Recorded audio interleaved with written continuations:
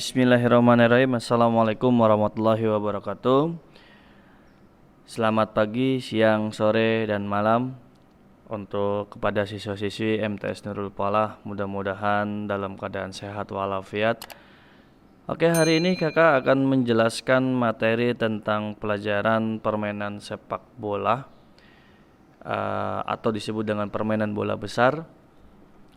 Mudah-mudahan materinya bisa bermanfaat dan juga bisa diterapkan dalam kehidupan sehari-hari dan juga menambah wawasan dan juga pengetahuan kamu. Baik, sebelum kita belajar, kita berdoa dulu agar kita dibukakan pintu ilmu yang selebar-lebarnya, pintu ilmu yang dari manapun datang, sehingga kita bisa menjadi anak yang berbakti, anak yang berguna bagi nusa dan bangsa. Dengan awali dengan bismillah. Bismillahirrahmanirrahim. Oke.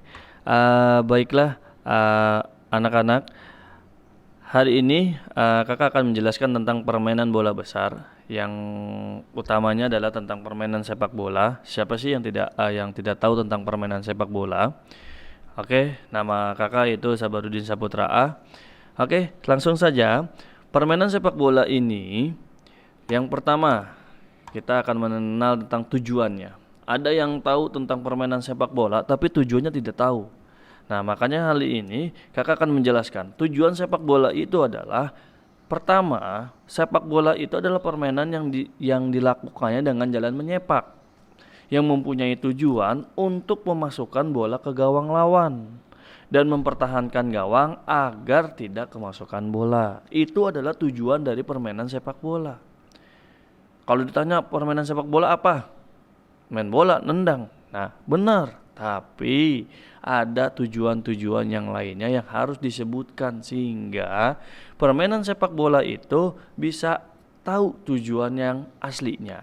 Inilah tujuan permainan sepak bola. Oke, kita lanjut. Nah, taktik. Nah, siapa sih yang tidak tahu tentang taktik permainan sepak bola?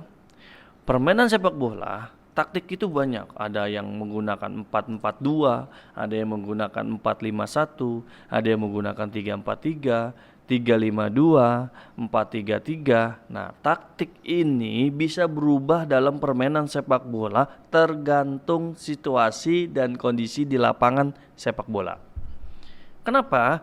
Karena belum tentu mainnya selalu 4-3-3. Terus dari awal menit pertama sampai menit 90 itu main 4-3. Tidak. Tergantung situasi dan kondisi. Di saat lagi stabil kita main 3-4-3. Lagi yang kurang stabil kita main 4-3-3. Kalau pengennya mainnya pertengahan, di tengah-tengahnya banyak, main 4-5-1. Artinya icon yang di bawah ini, yang 4 di bawah ini dan 4-4-3-3-4, ini adalah garis belakang. Ini adalah permainan bola tengah. Yang ini adalah striker atau di bagian paling depan. Nah, taktik ini disebut dengan ada yang bertahan, menyerang, dan juga ada yang normal. Oke, ini adalah tentang taktik permainan sepak bola. Kita lanjut. Official. Nah, siapa sih yang tidak tahu tentang official?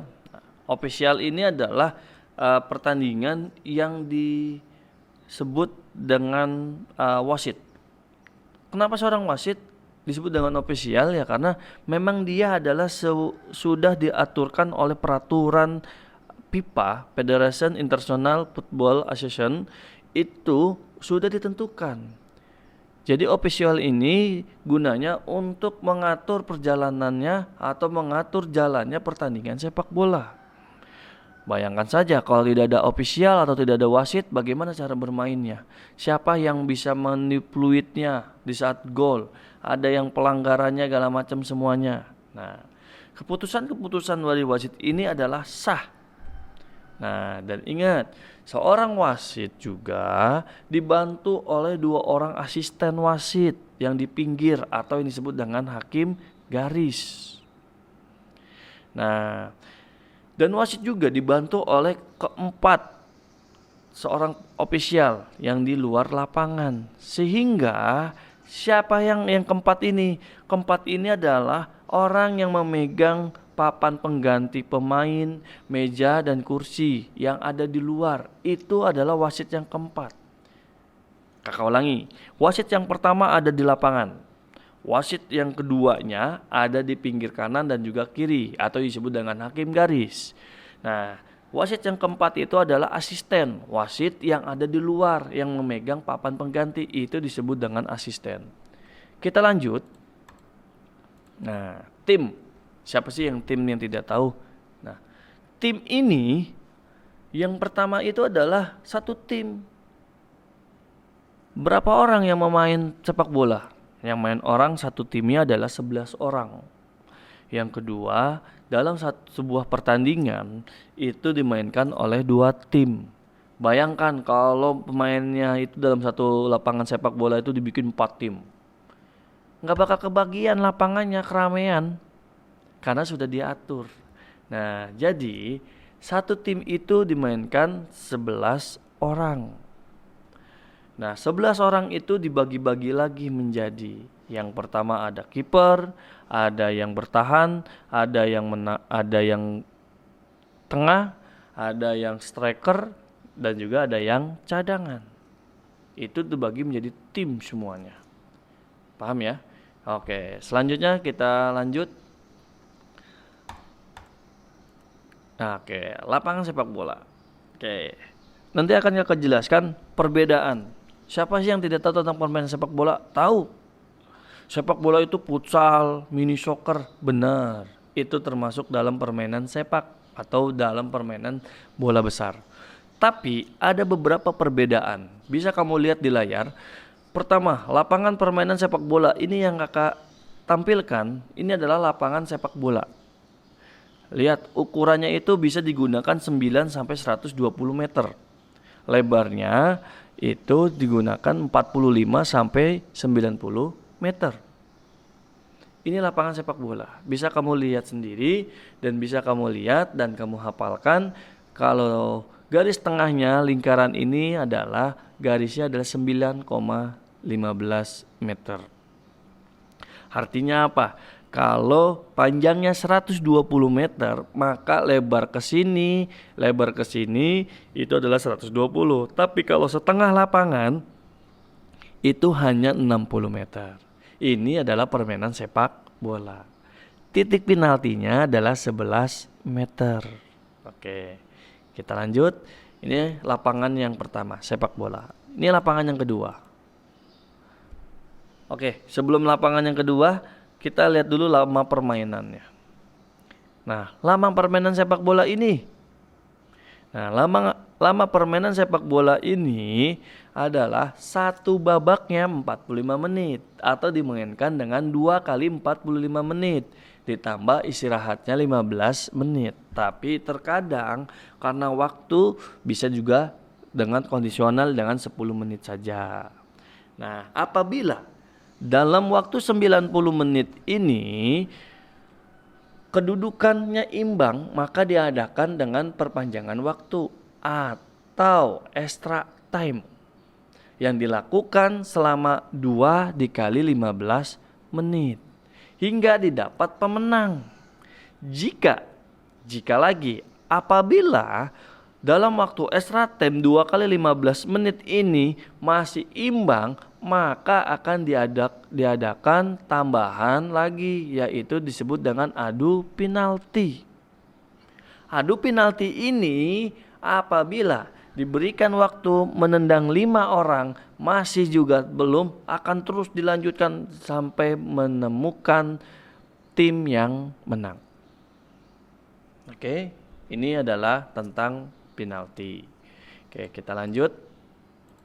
Oke, tambahan waktu dan juga penalti yang tadi kita bahas. Nah, tambahan waktu ini biasanya yang tadi disebutkan. Kalau sebuah tim itu masih poinnya sama atau kedudukannya seimbang, maka diadakan tambahan waktu. Apabila waktunya sudah habis 2 kali 15 menit, maka diadukanlah adu penalti. Silakan kamu bisa lihat adu penalti itu adalah titik yang tadi garis 11 meter dari depan gawang. itu adalah babak akhirnya. Tapi kalau dalam waktu normal 2 kali 45 menit itu sudah menentukan pemenangnya, maka sudah berakhir. Tambahan waktu dan juga penalti tidak digunakan. Inilah penjelasannya. Oke, yang selanjutnya. Nah, tendangan penalti. Tendangan penalti ini jaraknya adalah 11 meter atau kurang lebihnya adalah 12 kaki. 12 kaki itu ya kurang lebih ya 12 kaki dihitung dari gawang sampai ke titiknya. Sehingga bisa melakukan tendangan penalti dan harus gol. Kalau nggak gol gimana? Ya berarti poinnya akan berkurang. Kalau dikasih waktu nendang 5 orang, tim A contohnya masuk 4, tim B yang masuk cuma 3, ya sudah berarti tim A yang menang. Itulah tendangan penalti. Oke. Dan ingat, tendangan penalti ini tendangan bebas yang tidak boleh dijaga sama siapapun kecuali kiper.